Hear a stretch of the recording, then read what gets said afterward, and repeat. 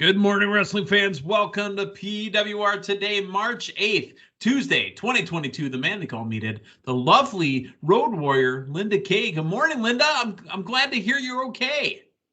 Thank you. I am happy to be back at home in Milwaukee, but had a tremendous weekend in Louisville. Wow. Give us a taste. What was Linda's schedule like? Let's say from Thursday through Monday morning. Okay.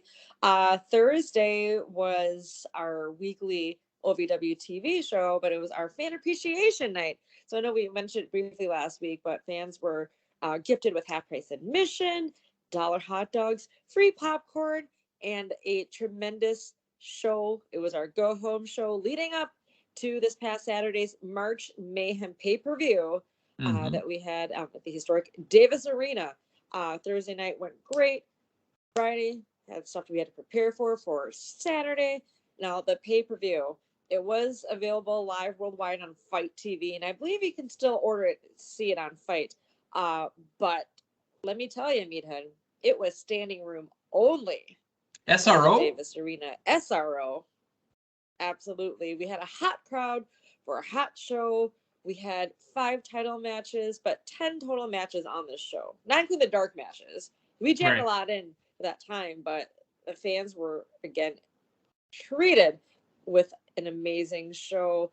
I will also add that we had OVW's first ever scaffold match in OVW history.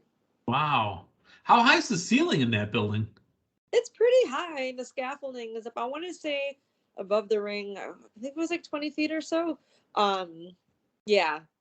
I did take a climb up there just to survey the area, if you will. Not me. Not me. Just to see. Obviously, it was not involved in that Rush Division title match for the title. That was a scaffold match between Star Rider, who was the champion, and Gustavo, who is our new Rush Division champion. We had a few title changes on the show, but everyone, if you haven't seen it, you still can. Fight TV, OVW March Mayhem, as well as something awesome to Meathead. I was telling you off air. This was the first show I actually announced the entire show. Nice. Doing, and I hope I did it justice. It's always quite a ride going live, and but I will say though, and I think just hearing from everybody, colleagues and fans, and everyone said how great this show was, and I'm so grateful and happy for that opportunity. I'm so proud of everyone, and we're going to keep this riding along, Meathead. We're going to keep getting better and better, and everyone, OVW, every Thursday night, Fight TV. Nice. I got a question in the scaffolding match. When the competitors get up there, are they supposed to put up a mural at some point, or are they actually wrestling? Actually wrestling. So the rules of the scaffold matches, the match doesn't officially begin until both competitors are on top of the with paintbrushes. I got it. Maybe, why not? We'll make it a type of theme for the scaffold match, I guess. But no, I mean, really, all the shenanigans take place in the ring, outside the ring, until they both get on top is when the match officially begins. And the goal, but the rules really is to throw your opponent off of the scaffold where they then land in the ring. And yeah, I was literally watching underneath that, sitting at ringside. I mean, and I was talking to everybody watching back. They were just like, oh man, their heart's beating, stomach squirming, just because you don't know how this could go. Oh yeah, that would get me. I'm not. What the folks don't know is that actually the man they call Meathead is afraid of heights. Yeah, but just watching that, I mean, I would see a foot dangle, and I'm like, oh my goodness, hard to watch. Oh yeah, I would lose it. Yep. Yeah. But it was great. Man, I got to definitely watch it back again. But kudos to everybody involved, and I'm more excited about this momentum OVW is having. Absolutely. That's fantastic. Hey, speaking of OVW, and obviously our good friend Uncle Al, who sponsors this program on a daily basis? That would be Collar and Elbow. I saw some collar and elbow shirts on the Davis Arena. I saw some collar and elbow shirts also Sunday at the Milwaukee Admirals Salute to Pro Wrestling. I forgot to mention that was part of my weekend too. But that's okay. If you want to be sporting that tremendous wrestling gear, wrestling t-shirts, pants, hats, caps, make sure to go to collarandelbowbrand.com. Use promo code Linda K, that's LINDAKAY, to save yourself 10% off your order. I'm going to rewind back a little bit here to Sunday. So I left Louisville that morning, went straight to downtown Milwaukee to help out our friend Dave. You call him the Popcorn Night Hero? The Popcorn Night. Yes. Former senior intern Cal Hero of PWR. Also made that haul that morning as well. Drew Hernandez also from OVW. We hauled, but to make it to the signing and help out Dave, and getting to see Road Dogg Rikishi, and this was the first time I met Baron Von Raschke.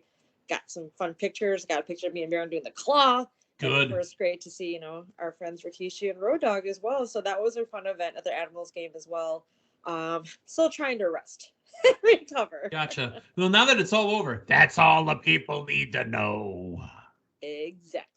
Baron Von Raschke was probably one of the first guys I actually liked on TV. I mean, we're talking a young meatball, just a little meatball, about 10 years old, watching the AWA on Sunday mornings right before church or after church. I think it was before church. I would watch some AWA All-Star Wrestling, go to church, and then get ham and rolls afterwards on the south side of Milwaukee. But the Baron was awesome. I love the Baron. Yes, huge response from him. There were a couple limited Baron Von Raschke bobbleheads. I don't know if you're a bobblehead guy, but this thing, you want to know what bobbled on the bobblehead? The hand. Yes. Absolutely. Absolutely. I am kind of a bobblehead guy, but not really. Do you know the only bobblehead that really matters on my desk? Guess who it is of? Think about the man they call Meathead, the guy that you know. Who does he have a bobblehead of? Raleigh Fingers. No, himself. Oh, that's right. I've got a meat bobblehead. Hey, I had a good guess. I know you're a huge Brewers fan. I've got a Zach Greinke on this particular desk right now that I'm looking at. Okay. All right. But anyways, we digress. Let's talk a little bit about wrestling news. What a great weekend, Linda. But let's get into some of the news here. First off, Becky Lynch apparently is reportedly legitimately injured, not from the whipping of Bianca Belair's hair, but at a house show. It looks like Bianca may have accidentally crushed Becky's voice box during the main event of Sunday's WWE live event in Allentown, Pennsylvania. Even though Lynch retained her belt over Bianca Belair and Rhea Ripley, Becky may have her throat crushed. Remember, she wasn't on Raw last night, so hopefully everything's okay with the man, the big time Bex, the Raw Women's Champion. Yeah, I mean, so her throat, so her voice and everything. I guess you can't really have anything hitting that as it's healing anywhere in that area. Man, hopefully she definitely is going to be all right, and hopefully we'll get her back on Raw next week. Or obviously, I hope within the weeks leading up, she'll be all right and ready to compete. News out of WWE, there is a new inductee into the WWE Hall of Fame for the class of 2022. It's time. It's time. It's Vader time. Yes. I don't tell the story as good as Damien does, but I'm going to retell Big D. I'm going to retell his story of meeting Vader outside of an event one day. And he's like, "Oh, dude, it's Vader." And Vader goes, "Hey, guys, what time is it?" Damien goes, 9:17. Oh, Damien. Your thoughts on Big Vader D. WWE? Yep, Big D, yeah. Your thoughts on Vader getting into the WWE Hall of Fame?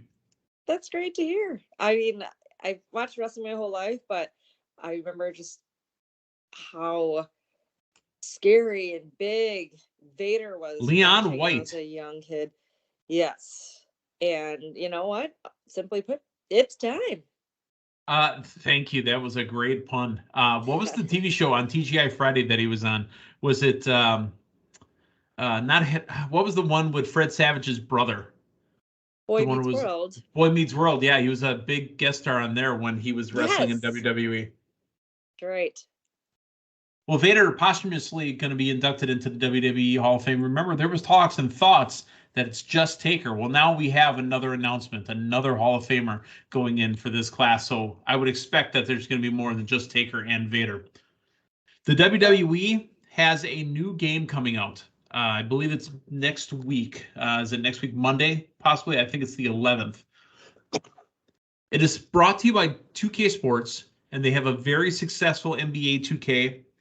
They used to have baseball 2K, but here's the thing.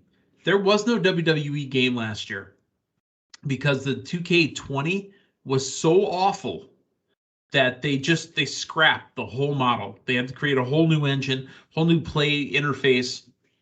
And WWE and Take-Two Interactive, which is the parent company of 2K Sports, may be coming to the end of their contract because in 2016 they signed a 6-year deal with the options to extend.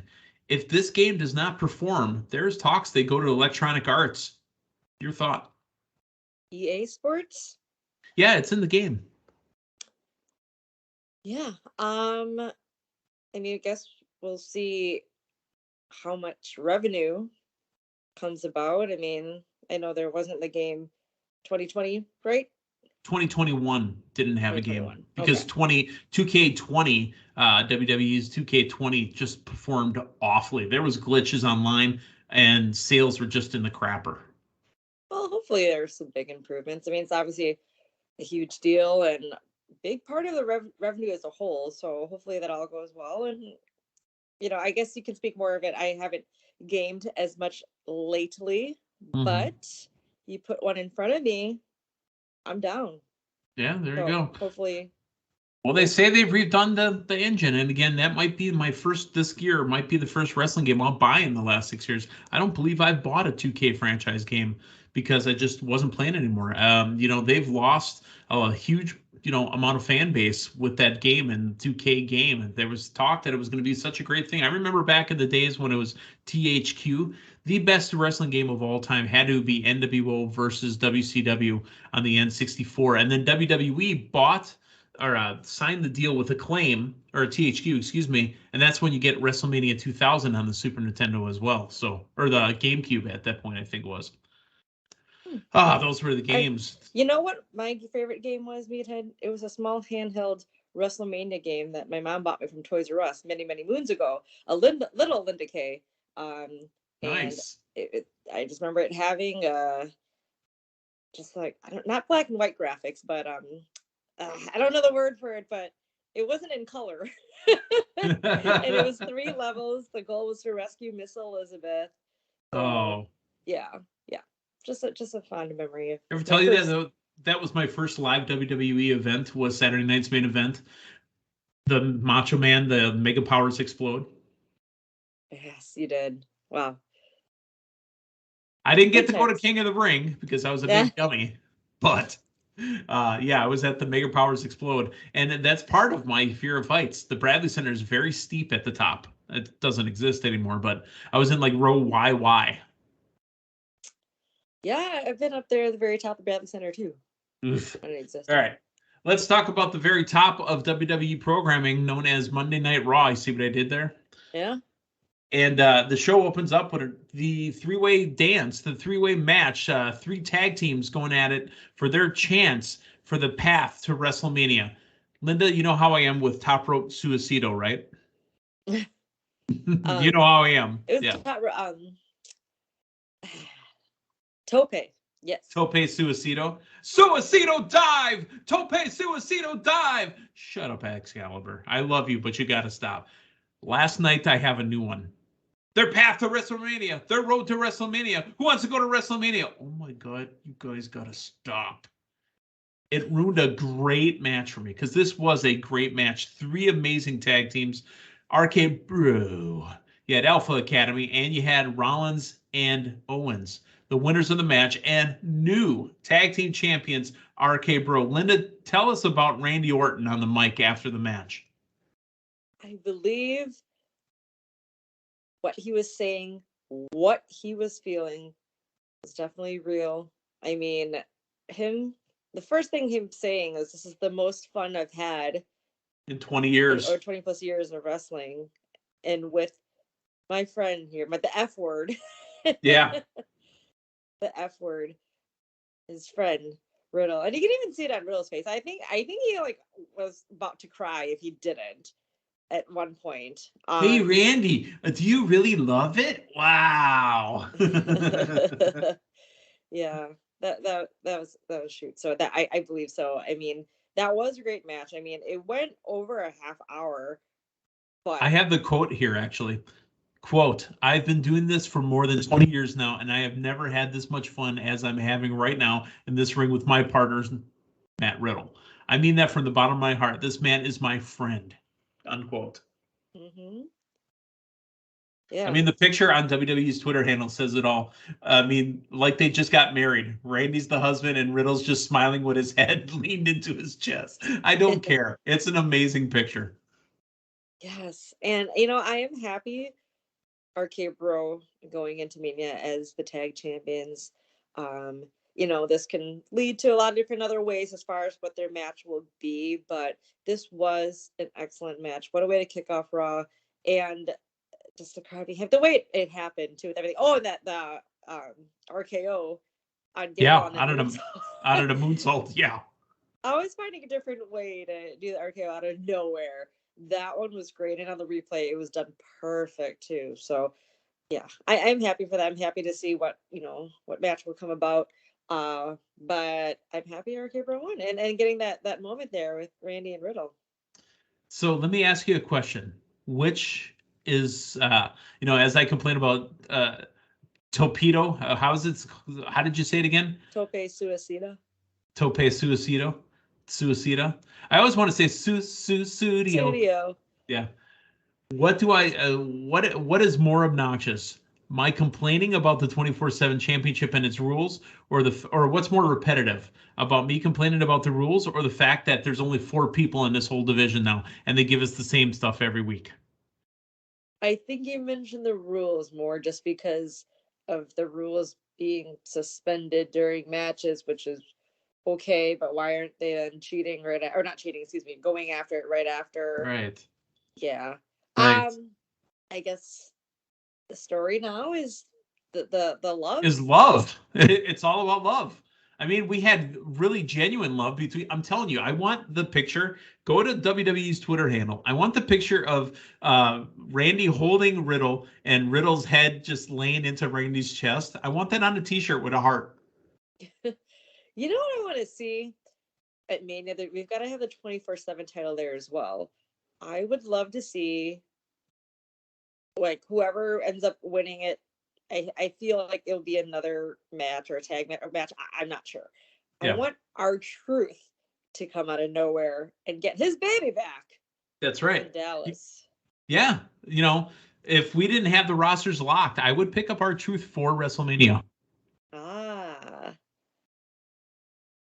Yeah. So, I mean, right now the story is love. Will this end up being a tag match? I mean, we just got it on Raw last night, but I don't. Which love story do you follow more? Is it Dana and Reggie or Tamina and Tozawa? I say Dana and Reggie. I still feel that Reggie's going to end up pinning. I got it. If this is what happens, he's still okay. Book it. Even though she's showing more interest and kissing him more, I still feel that Reggie's is still upset about the whole friends thing from the beginning, just the very beginning part, and then he's going to realize his real love is that title. He's going to pin Dana for it at Mania, and then R-Truth's going to roll up with the ref, and boom, new champion. You don't think they're going to swap partners and Tozawa goes after Dana Brooke? No. I'm just trying to make it weird. That's all. Okay. So I love quadruple. Yeah. Yes. I don't know. It's just it's awful. Tozawa looks for a kiss because it's the love of his life. Tamina leaves and then blows him a kiss at the end. I mean, they've got a couple love things going on there. But you know what? I love the Raw Tag Team Championship match before it, so we can ignore that one. That's literally how I'm going to see that. I'm going to see that segment was so awful, I'll still think about the tag team match. Logan Paul. Is he supposed to be a heel or is he a face? Heel, but he loves Cleveland so much that he can't not. But Miz tells him what to do, apparently. Yeah. Miz tells him what to do because after Miz started trashing Cleveland with Jared King Lawler in there, who grew up in Cleveland, Logan Paul said he loved it. And Miz says, "We're out of here." And he's like, okay, I'm coming with you now, sir. It was awkward. I mean, it's still the Miz calling the shots, but I guess. I mean, if they weren't in Cleveland, they wouldn't have been getting that kind of, I'll say it again, love Yeah. from most of the fans there. But yeah, I don't know. It was neat seeing Jerry in there and It was. his story about Cleveland, because I didn't realize. Well, I everything knew was he was saying. a big. I knew he was a big Cleveland guy. I didn't know that it was his entire childhood there, but I Right. knew he was a big Cleveland guy. Um, Guess who showed up on Raw last night? The NXT champion Braunbreaker, getting to perform in front of a big house, and boy, he looked good in that tag match. It was Dolph Ziggler and Robert Roode, the Dirty Dogs, taking on Ciampa and Breaker in a tag team match. Breaker looked like the breakout star here. Yeah. Absolutely performed well, and I mean it's in his genes, even though it's may not be mentioned per se. But yeah, no, it was great to see them, and they were definitely coexisting despite the match taking place tonight on NXT, where it's Roadblock. It's that triple threat Ciampa. Yeah, Breaker. should call it WWE Potholes. That's what we should call it. So yeah, but no, I thought it was a great showing. Great to showcase NXT 2.0 as well to the Raw audience, and bringing It was in a good rub. the top stars. I thought it was good because you know what it did? It brought Breaker up to a bigger room. It's like getting that, September call up in baseball. Get the major league per diem, you get the major league, locker room experience. I thought it was a big deal. And I'm pretty sure he went over well. Hello, sir. Yes, sir. Thank you, sir. Showed the respect. And I like what Ziggler did, after he got beat. He says, you know what? That's cute. You guys are a team. Tomorrow night, I bet you he's going to turn on you, and then I'm going to become NXT champion. I thought it was good business. Yeah, makes me. I mean, I will watch NXT anyway, but that definitely would draw me in if I don't normally watch NXT. So is Apollo Crews a face or a heel, or is Omos a face or a heel? What's going on here? I think it's heel versus heel, but just really meant to showcase Omos. But then him and Commander Aziz had a stare down that. Commander Aziz looked scared. But I will say though, but when he stood face to face, I'm not sure the difference, but they're very similar in size and set up to have, even though Moss left the ring. Let me guess, they're gonna have a match next week, probably. Probably. What's your thoughts on Edge and the promo that he cut in the ring? I liked it. It was Undertaker-esque with the lighting, but yeah. I mean, nothing wrong with that. It just reminded me of that. I thought it went well. I mean, it made me think about just like his Kurt run and the match he just had with Beth, against Miz and Maurice, and just how different he is now. But it's him saying this is the real Edge. Okay, I'm okay with it. Considering AJ, couldn't be there, they said we know they're going to get a great match. I mean, I think we take it for granted that Edge and Miz are going to have a match at WrestleMania. That'll be the best one there. I mean, we just take it for granted that these guys are going to tear the house down. So I want to see what AJ comes back with when he's allowed back on TV. Right.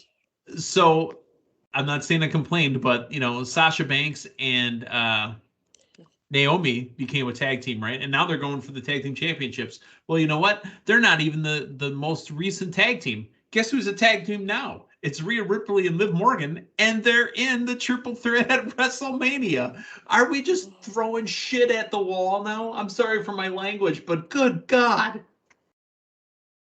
Yeah, I know Naomi and Sasha just came out of nowhere and on SmackDown. Oh yeah. Then Sasha is now feeling the glow. Right. This is classic WWE, where two people who have never been a tag before are going to now tag and beat the current champions to get on the biggest show of them all. Yeah, I mean it is a way to get their top stars on the bill. Okay, that works. I guess, I mean, I know Rhea and Liv have been working in a lot of matches together the past couple weeks, months. Sure. So they looked great last night. But I thought they looked great too. And remember, this is nothing against. How is myself as a watcher supposed to buy into stories that it literally screams, we just threw shit together. Yeah, I wish there could have been like a some type of tournament or something to kind of lead in, Something. because A raffle, a lottery, needs something. something more. I would have been fine with it just Naomi and Sasha against, I mean, considering what it is, we had the tag champs show up on SmackDown last week, or was it 2 weeks ago? And okay, something's already kind of brewing there, and now they're back on Raw, which is normally where Carmella and Zelina are, and now Rhea and Liv. And it's just interesting because I know you and Matthew have talked about it a lot too. Like, Rhea is just such a standout star. She sure is. As She a needed solo, a place on the card. Yeah. Yeah, I mean, on a match of her own, we finally, got the whole Rhea Nikki storyline. I think that has, ended by now. I hope it's ended. But now we're throwing her with Liv, and the way things are going for them, it's like, are they gonna win it? Or maybe that's why they were added, because it seems kind of, I think, Sasha and Naomi. I'm pretty sure. I feel confident in them taking the titles at Mania, but now you throw Me too. Rhea and Liv, so that kind of helps it in that it doesn't seem so one way as far as booking or odds. What do they call it? Odd makers. Thank you. So I guess but I guess we'll see how that goes. But if things continue the way they do with Carmella and Zelina, it's pretty evident that they're going to lose them, because Carmella, I mean, this match meant you're going to add another team into your title match, and she didn't care at all. Right. She was busy working on her boy toy. Mm-hmm. Which is fine. I mean, I know they're love struck for each other. Again, love is in the air. Yes. Even though it's March, not February. So it's just funny. I just took on my heart love. It says love on it, and it's my Valentine's decor that I put on my door. I literally took it off last night because I remember. Oh wait, we're supposed to take that stuff down, right? Because my Christmas tree is still up. See, and for March, I put a green shamrock, and I literally replaced that last night. So that's ironic. Fair enough, don't you think? Let's talk about the non-title match. Thank you. I'll be here all night and morning. WWE United States Champion Finn Balor taking on Austin Theory. I found Corey Graves' backing of Austin Theory to be a little suspect, where he kept just kind of running down Pat McAfee. There was some small rumblings that maybe the match that Pat McAfee got would have been against Corey Graves. Do you think that maybe Corey Graves is the one backing up Austin Theory at WrestleMania? Can we? It's official now, right? It is officially Austin and Pat at WrestleMania. Well, why don't we insert Corey Graves and make this a triple threat match? Wow. That could happen. I don't know. I think Corey, just that's his shtick. If he doesn't like you, he'll make it clear. During the show, like him and Byron Saxton. So, McAfee is on the other brand, all right. But he is the Corey Graves of SmackDown, and Pat McAfee is the Corey Graves, and Corey Graves is the Pat McAfee of Raw. I mean, it's the outspoken color commentator. Right. I don't think Corey necessarily has to be out there to back Austin Theory, just because even though he is more of the heelish, color commentator out there, I think that would pull away from what they currently have going between him, Jimmy, and Byron on Raw. Yeah. The winner by disqualification was Finn Balor, because as Balor's about to go up for the coup de grace, a hand grabs him by the neck, and it's Damien Priest. I really think, they haven't announced it yet, but I really feel that we might get the Damien and the Demon at WrestleMania. Yeah, I heard you say that. Isn't that cool? Yes. I mean, yes, you could have a Priest and a Demon, that could be it because it's Damien Priest, but I like the phrasing of Damien and the Demon. Yes, let's have both of the dark sides come out at Mania. This match, even their match last week on Raw was great. Like we said, let's let this build all the way to Mania, and it's normal for the Demon Finn Balor to come out at the huge pay-per-views. We can already see Damien Priest leaning more toward that Damien side in the all black and the darker makeup coming back, I should say. So the main event is not a match. The main event is Kevin Owens says he's come up with a way to get his himself into Texas. He ran down JBL, Booker T, Shawn Michaels. Who else from Texas could I actually have on the show? You know, he's so old that we haven't seen him in 19 years. He's probably been drinking beers. Even when he wrestled, he had to wear a bunch of knee braces to be able to compete. And he calls out Stone Cold Steve Austin. We had thought it might be a match, but it looks like it might be a confrontation. And the show goes off the air with the graphic. Will Stone Cold Steve Austin be a guest on the KO show? Credits. I think that's brilliant because we aren't sure to what capacity physically Stone Cold can go right now. I know you and I have run down a couple things that we felt could have been utilized, maybe, you know, as long as he's kept safe. But I think this is perfect. It doesn't have to be a full-fledged match. KO show, Stone Cold can still do everything he needs to do on KO, which, you know, we will get. Cannot wait for that stunner to take place. You got the beer, and, you know, he's going to bring down that ATV, or if there's something else, just bring I would love to see him the ATV, because the ATV has been driven around by New Day. Maybe he borrows the New Day's ATV. That's right. And I think it was in Dallas where, because he was out there when he was dancing with the New Day. Maybe that's why New Day has the ATV, to keep us thinking of Austin. Mm-hmm. We'll get that ATV back. You know, it's always right in front of us, Linda. We talk about it all the time. And with him mentioning JBL, Booker T, and Shawn Michaels, I don't have any problem with them showing up in this segment as well. Oh, why not have Taker come out while we're at it? Well, Taker will be in the building. You know, it'll be the WrestleMania, recap of who the Hall of Famers were, you know, all that other stuff. Mm-hmm. So it's not like Taker won't be there.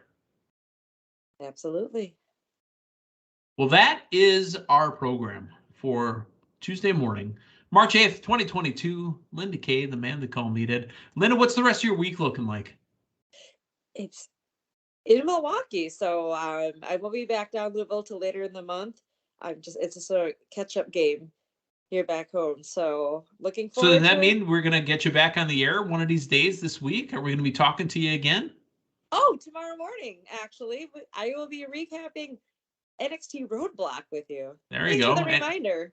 That was planned and not planned all at the same time. You know, I have little reminders in the back of my head that sometimes just shoot out of my mouth. Yes. Yes. Awesome. I will be back with you here on PWR tomorrow. For Linda Kay, the man who called me today, thanks for stopping by. Linda and myself will be back tomorrow morning. So long, everyone.